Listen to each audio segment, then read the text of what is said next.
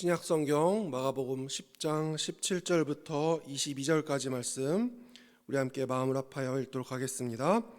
예수께서 길에 나가실새 한 사람이 달려와서 꿇어앉아 묻자오되 선한 선생님이여 내가 무엇을 하여야 영생을 얻으리이까? 예수께서 이르시되 내가 어찌하여 나를 선하다 일컫느냐? 하나님 한 분 외에는 선한 이가 없느니라. 내가 계명을 안 하니 살인하지 말라, 간음하지 말라, 도둑질하지 말라, 거짓 증언하지 말라, 속여 빼앗지 말라, 내 부모를 공경하라 하였느니라. 그가 여짜오되 선생님이여 이것은 내가 어려서부터 다 지켰나이다. 예수께서 그를 보시고 사랑하사 이르시되 내게 아직도 한 가지 부족한 것이 있으니 가서 내게 있는 것을 다 팔아 가난한 자들에게 주라. 그리하면 하늘에서 보화가 내게 있으리라. 그리고 와서 나를 따르라 하시니 그 사람은 재물이 많은 고로 이 말씀으로 인하여 슬픈 기색을 띠고 근심하며 가니라. 아멘. 네, 오늘은 유혹 이겨내기 두 번째로 보상심리에 대해서 함께 나누어 보려고 합니다. 우리는 살아가면서 이 보상심리에 사로잡힐 때가 많이 있습니다. 보상심리 조금 어려운 단어인데요. 사전에서는 이렇게 정의하고 있습니다. 노동이 참된 주된 활동이라는 생각을 바탕으로 여가를 노동의 무료함이나 지나친 자극에 의한 보상심리로 이해하려는 이론. 이것도 너무 어려우시죠? 더 간단하게 설명을 하면 내가 열심히 일했으니 일한 만큼 돈 받고 일한 만큼 쉬어야 한다. 일한 만큼 내가 누릴 것은 누려야 한다. 이것이 보상심리입니다. 맞는 말이에요. 사람은 쉬지 않으면 일할 수 없습니다. 월급 받지 않으면 회사를 다니는 이유가 전혀 없죠. 이것은 세상뿐 아니라 교회에서 일하는 목회자들에게도 마찬가지입니다. 목회자들도 휴식이 필요하기 때문에 휴가가 있고 그리고 일주일에 한 번씩 쉴 수가 있는 것입니다. 열심히 공부했는데 성적이 나오지 않으면 참 억울하고 화가 납니다.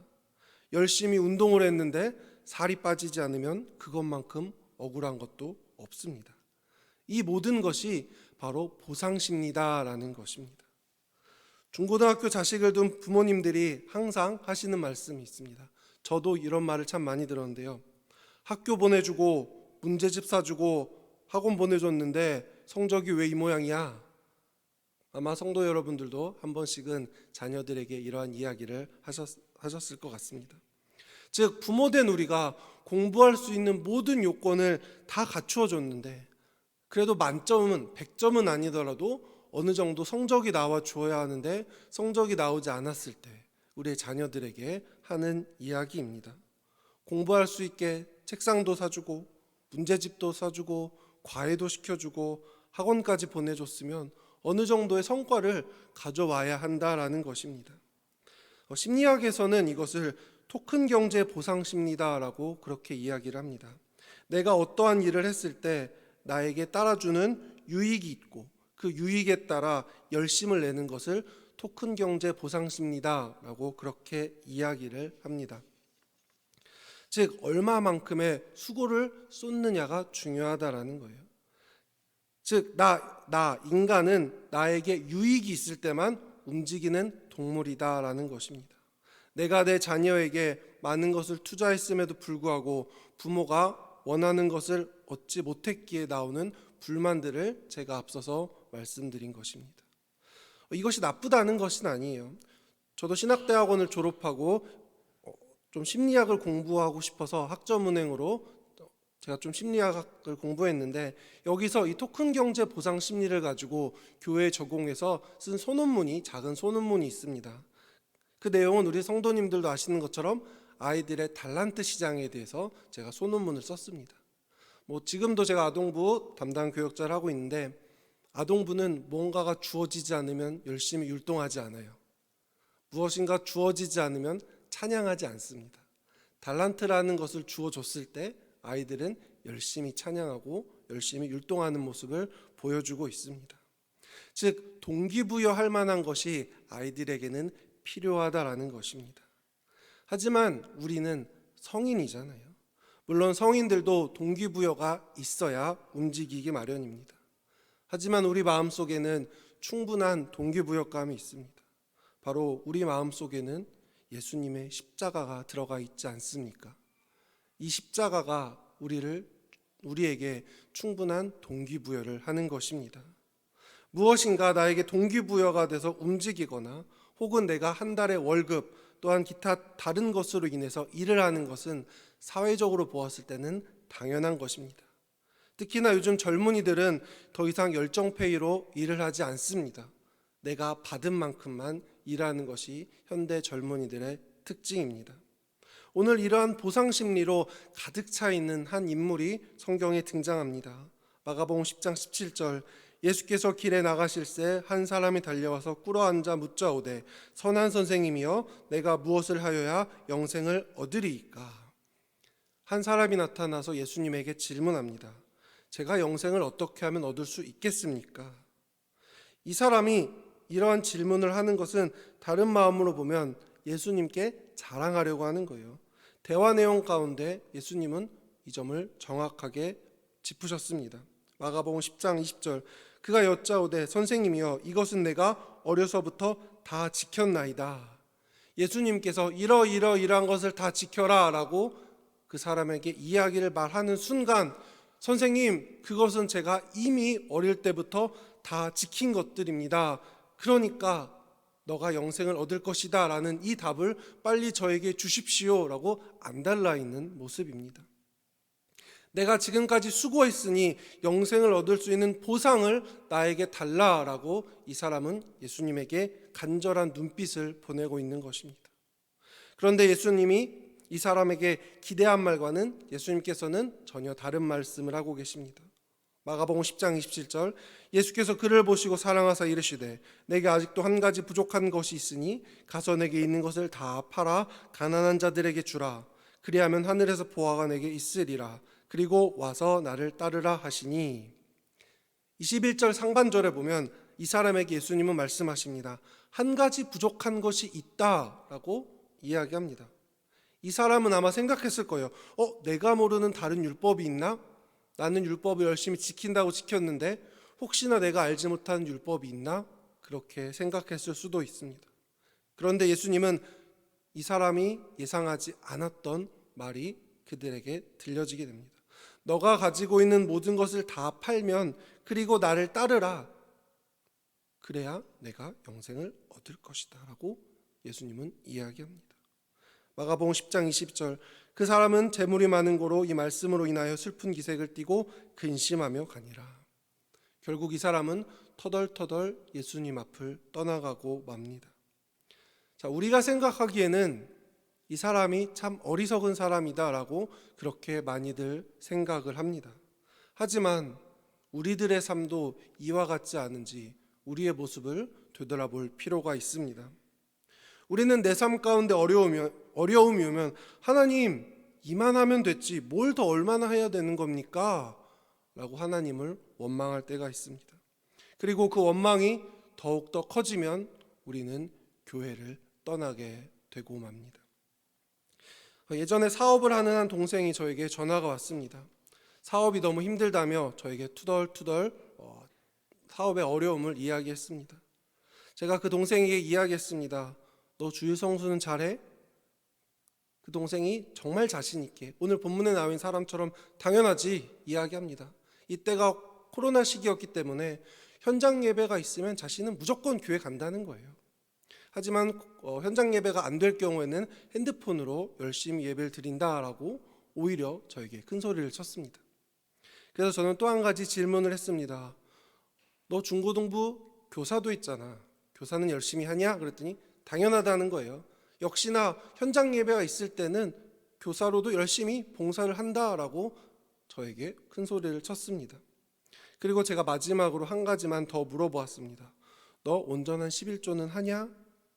그랬더니 그 후배가 저한테 이야기합니다. 조금은 난감하다는 듯이 이야기합니다.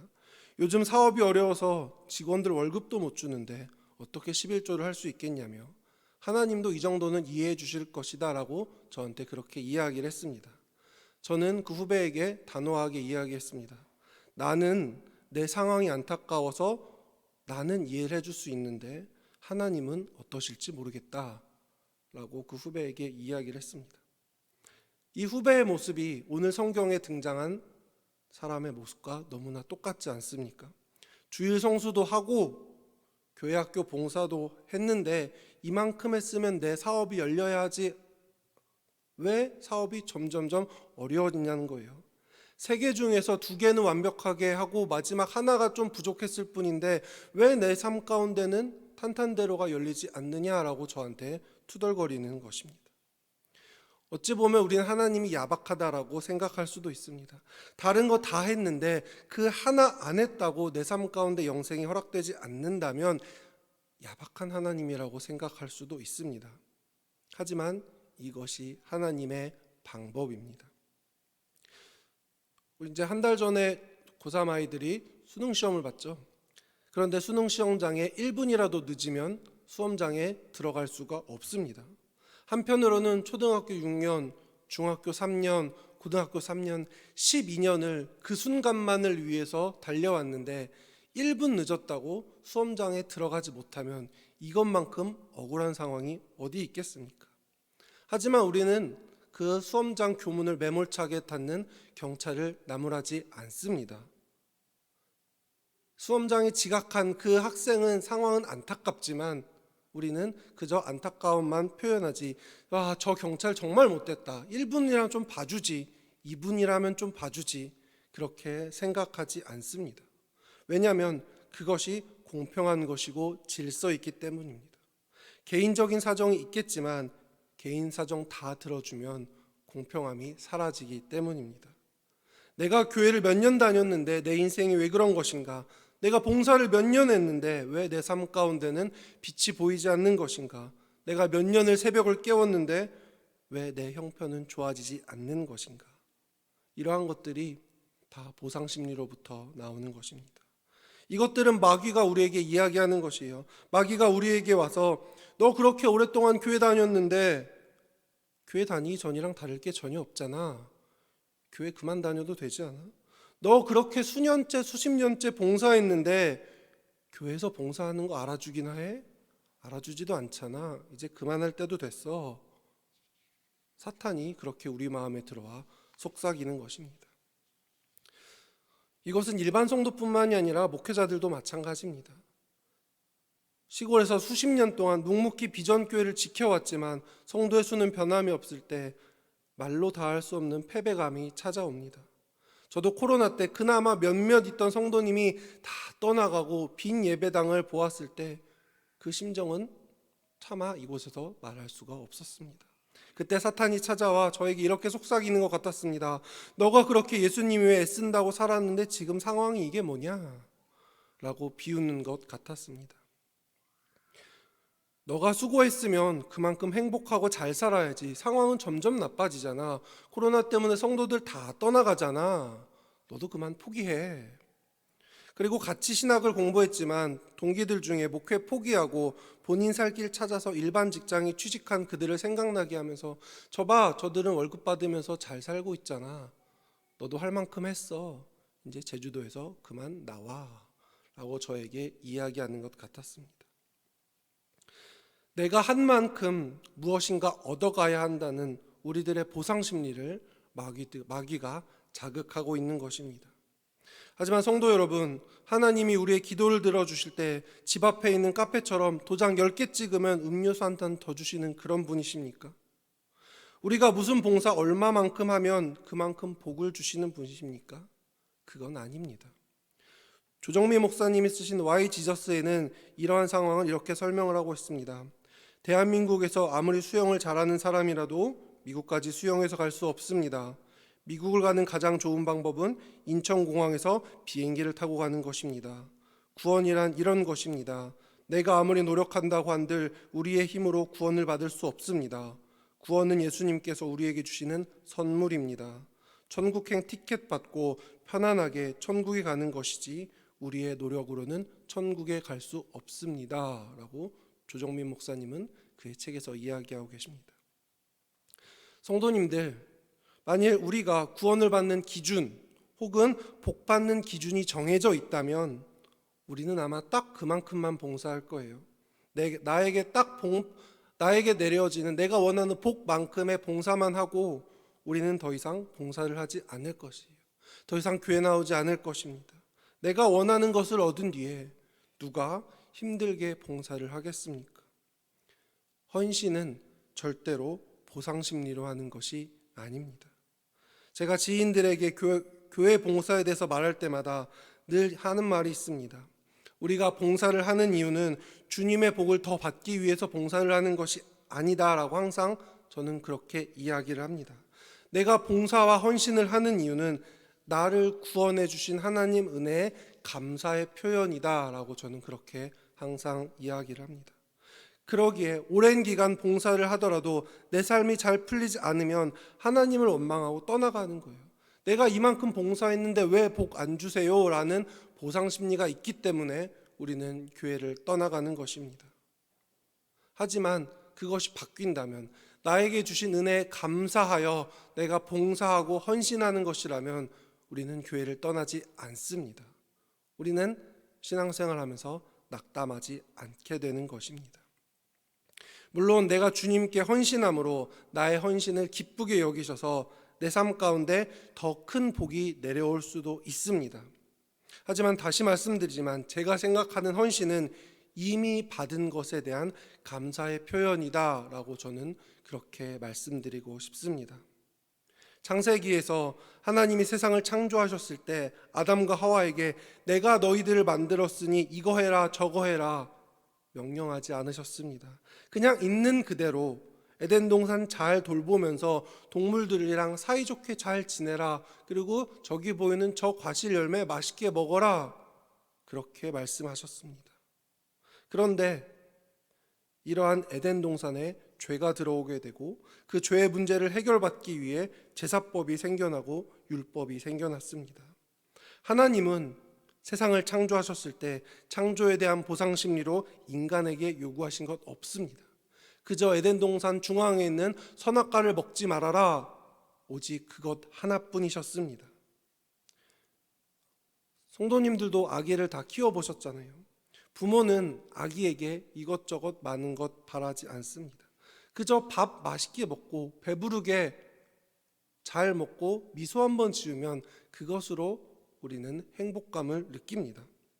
아기에게 너가 밥 먹었으니 너가 먹은 그릇 너가 설거지해 라고 요구하는 성도님들 계십니까?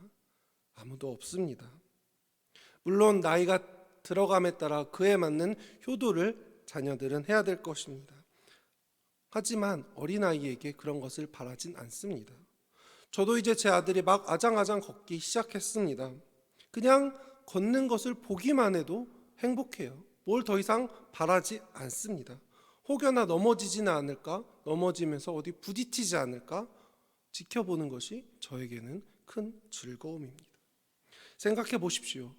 하나님은 아담과 하와에게 요구한 것이 없습니다. 아담과 하와에게 선악과 저것만 먹지 말고 모든 것을 다 누려라. 아담과 하와 너는 그냥 있는 것만으로도 나에게 큰 기쁨이다 라고 그렇게 말씀하셨습니다. 사탄은 우리가 가진 보상심리 욕구를 자극하며 우리를 하나님으로부터 멀리하려고 하는 것입니다. 죄송합니다. 하나님은 우리에게 생명을 주셨는데 우리는 자꾸 이것저것 달라고 요구하는 것도 참 염치 없는 행동입니다. 그럼에도 불구하고 하나님은 우리가 달라는 것, 우리의 필요를 다 채워주고 계십니다. 가장 필요한 타이밍에 하나님은 그것을 우리에게 주십니다. 인터넷 뉴스를 보니 어릴 때 입양한 어린아이가 청소년기가 돼서 반항하고 부모님께 대들면 파양을 해버린다는 뉴스를 본 적이 있습니다. 내가 입양해서 키워주고 재워주고 먹여주고 했는데 감히 나한테 대들어? 내 자식이지만 괘씸하다며 파양해버리는 것입니다. 처음 부모에게 버림받아 고아원에 있던 것도 상처인데 사춘기 시절 방황했다고 입양간 가정에서 또 버려진다는 것은 그 아이에게 씻을 수 없는 상처가 될 것입니다. 성경에서도 우리를 양자다라고 이야기합니다. 즉 친자식은 아니지만 입양되어 온 자식이다라는 거예요. 그런데 우리가 얼마나 하나님의 마음을 아프게 했습니까? 하나님을 화나게 했습니까? 하나님을 슬프게 했습니까? 우리는 파양당해도 수십 번, 수백 번, 수천 번 파양당했을 것입니다. 하지만 하나님은 끝까지 참으시고 우리를 사랑으로 보듬어 주고 계십니다. 오늘 본문에서 예수님의 마음이 얼마나 안타까우셨을까 한번 생각해 보았으면 좋겠습니다. 본문에 등장한 사람이 율법을 지킨 건 분명히 잘한 일입니다. 칭찬받아 마땅합니다. 하지만 다른 관점으로 본다면 양자의 영을 받은 우리들이 당연히 해야 하는 것입니다. 부모 되신 하나님 아버지께 영광을 올려드리며 사는 것은 우리가 당연히 해야 하는 것 아니겠습니까? 우리는 당연한 것을 자꾸 우리의 의로 여기려고 합니다. 세상에서 잘못한 사람이 감옥에 다녀오고 출소했다고, 교도소에서 고생했다고 사람들이 박수 쳐주지 않습니다. 물론 그의 가족들은 고생했다고 두부를 내밀며 어깨를 토닥일 수는 있겠습니다. 하지만 대부분의 사람들은 잘못했으니 당연히 벌을 받아야 한다고 이야기할 것입니다. 이 모든 것은 우리가 죄인이기 때문에, 우리 스스로 죄의 문제를 해결할 수 없기 때문에 지옥에 가는 것을 막기 위해 하나님께서 만들어주신 장치들입니다. 얼마 전 유튜브를 보니 스님과 신부님이 이야기를 하는 한 영상을 보았습니다. 그 두 분이 이야기를 하길, 불교와 천주교에서 주장하는 것은 천국에 가는 것은 절대자의 주권이 아니라 인간의 노력으로 갈 수 있다라고 그 둘이 이야기했습니다.